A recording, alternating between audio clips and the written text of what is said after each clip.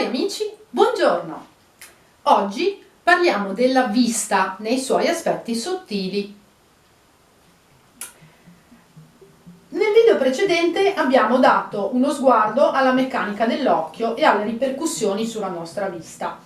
Oggi vediamo quali possono essere le cause sottili delle contratture ai muscoli oculari e cosa possiamo fare per recuperare la nostra vista. Le cause. Tra gli aspetti meccanici abbiamo parlato della luce artificiale, degli sforzi di concentrazione per leggere o lavorare e indirettamente anche della fissità dello sguardo che è provocata dal lavoro al computer o dalla TV, dove anziché avere gli occhi che viaggiano, che si muovono per osservare le differenti scene intorno a noi, il nostro sguardo è fisso davanti a un monitor, davanti a un visore, mentre è il contenuto dello schermo che stiamo fissando che cambia costantemente. Quindi in realtà i nostri occhi non fanno nessun movimento, sono fermi lì a guardare un video. Le contratture dei muscoli oculari però, come quelle che abbiamo nelle altre parti del corpo, comunicano un messaggio più sottile da parte della nostra anima, che accetta solo la verità e ci manda messaggi di dissonanza quando mentiamo a noi stessi o quando ci comportiamo in maniera falsa.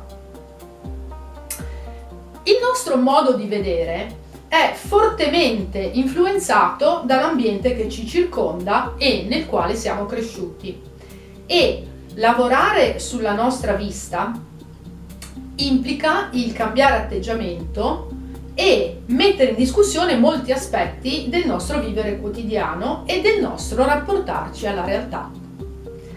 La nostra visione è soggettiva, l'abbiamo visto anche nel video precedente, di cui avete visto il link. Dipende dalla nostra interpretazione e quindi è un riflesso di noi stessi. Gli occhi in senso lato. Gli occhi sono veicolo di immagini e sensazioni sia in ingresso che in uscita. Negli occhi si leggono sia la storia del corpo attraverso le iridi, e di questo parleremo in un video dedicato, che anche negli occhi si leggono i sentimenti, si leggono gli stati d'animo. Per questo infatti gli occhi sono definiti specchio dell'anima.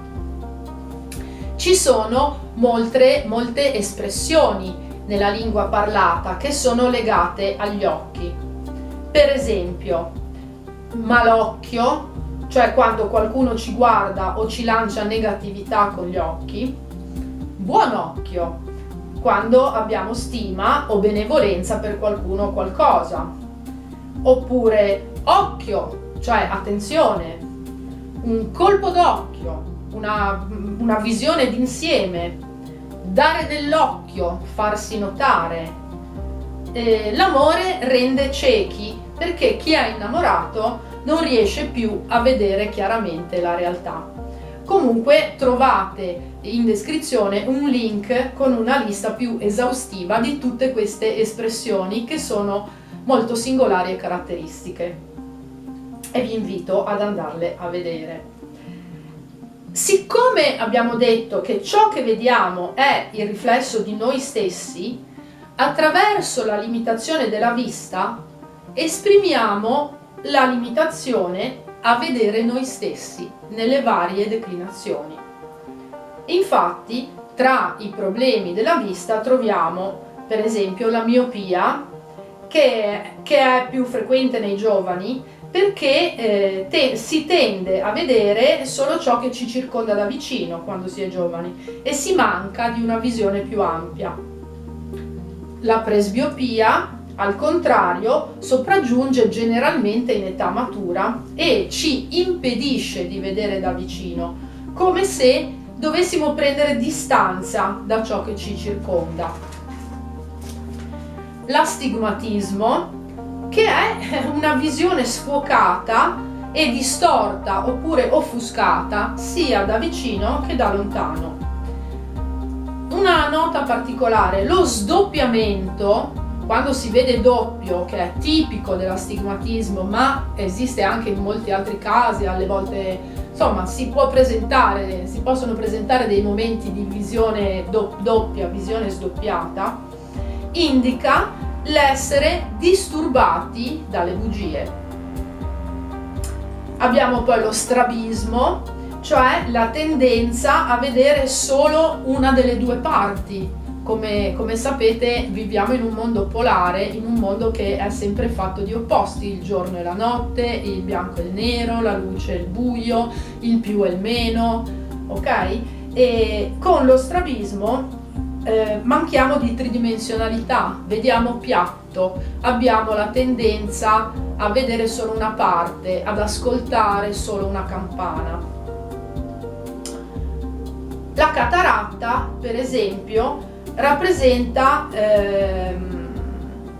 il fatto, una forma di protezione, cioè ciò che non si riesce a vedere nitidamente, in un certo senso perde la carica di pericolo. Più vediamo chiaro e più possiamo accorgerci dei pericoli. In una visione scuocata i pericoli non sono così evidenti. E spesso la cataratta, comunque il fatto di non vedere nitidamente, non vedere da un occhio o dall'altro occhio, indica anche la sofferenza dell'anima che non vede più qualcuno perché magari è morto o perché magari è lontano.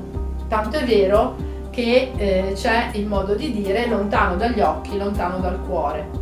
Fateci caso se vi è capitato di non vedere da un occhio, e fate caso se magari vi manca qualche vostro caro che magari non c'è più o magari è andato lontano.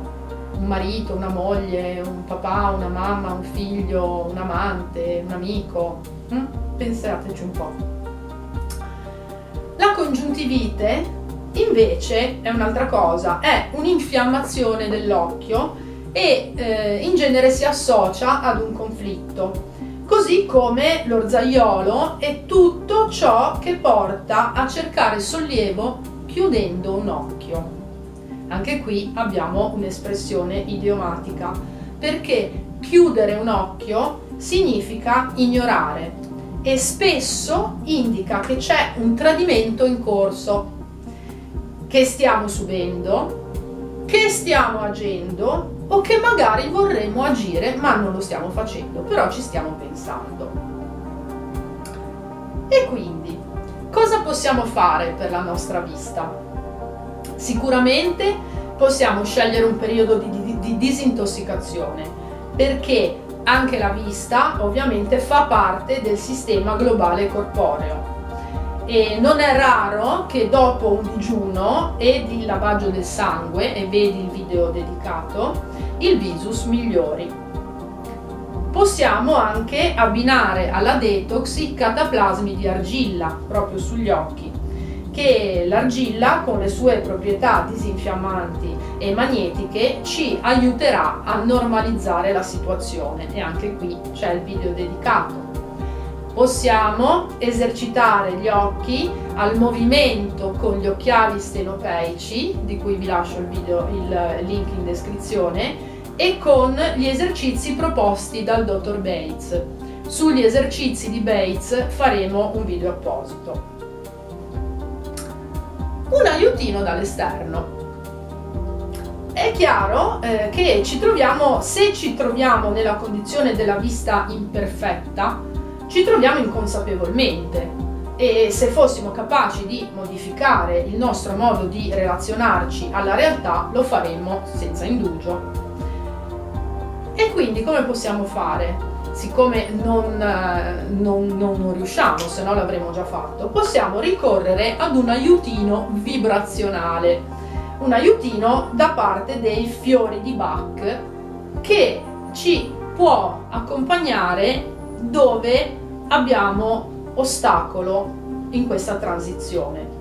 E anche per i fiori di Bach faremo un video dedicato, ma nel frattempo possiamo accompagnare il nostro lavoro fisico con alcuni fiori: il fiore walnut, che è il fiore che favorisce il cambiamento, il fiore Clematis, che è il fiore di chi vive nel suo mondo, il fiore Agrimoni, che è il fiore di chi si nasconde dietro una maschera, che sono gli occhiali, il fiore Cherry Plum, che è il fiore di chi ha paura di perdere il controllo.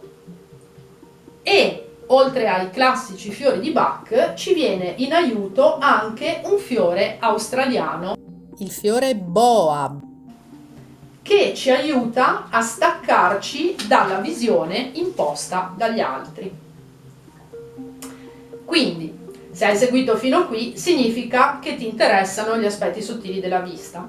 Se vuoi avere più informazioni o se vuoi una consulenza personalizzata sulla tua situazione, una consulenza igienista che comprende le situazioni della vista, comprende l'analisi della grafia, contattami ai link che ti lascio in descrizione.